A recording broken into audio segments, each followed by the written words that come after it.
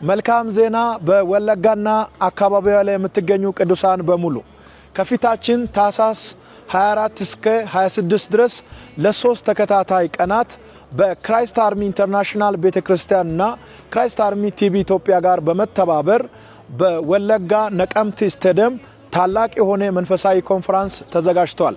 በዚህ ከታኅሳስ 24 እስከ 26 ድረስ ለሶስት ተከታታይ ቀናት በነቀምት ስቴዲየም በሚደረገው መንፈሳዊ ኮንፈረንስ በእለቱ በስፍራው ተገኝታችሁ የእግዚአብሔርን ጸጋ እንድትካፈሉ ሁላችሁም ተጋብዛችኋል።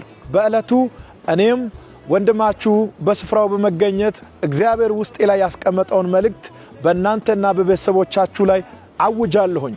ለታመሙት ፈውስ፣ ለታሰሩት መፈታት ይሆናል። በአጋንንታዊ ስርዓት የታሰሩት ሁሉ በጌታ በኢየሱስ ክርስቶስ ስም ይፈታሉ። የጌታ የኢየሱስ ክርስቶስ ወንጌል በኃይልና በስልጣን ይሰበካል። ያልዳኑ ሰዎች ይድናሉ። በማህበረሰቡ መካከል እጅግ በጣም የተወደዱና የተከበሩ እግዚአብሔር ቀብቶ ያስነሳቸው በኦሮሞኛ የሚዘምሩ ታላላቅ ዘማሪያን ተጋብዘዋል። ወንጌልን ለመስበክ ደግሞ እኔ ተዘጋጅቻለሁ። እጅግ በጣም የምወዳችሁና የማከብራችሁ የወለጋ ነዋሪዎች እነዚህን ሶስት ተከታታይ ቀናቶችን ማንኛውንም ፕሮግራም በመሰረዝ በነቀምት ስቴዲየም በመገኘት ከኛ ጋር እንድትባረኩ በድጋሚ ተጋብዛችኋል።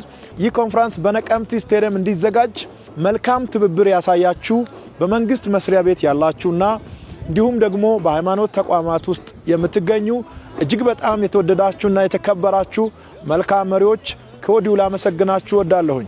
መልእክቴን ያዳመጣችሁ ሰዎች በሙሉ ይህንን ማስታወቂያ ወስዳችሁ በሶሻል ሚዲያዎቻችሁ ላይ ሼር አድርጉ፣ ሪፖስት አድርጉ፣ ዲዩት አድርጉ፣ እንደገና አሰራጩ።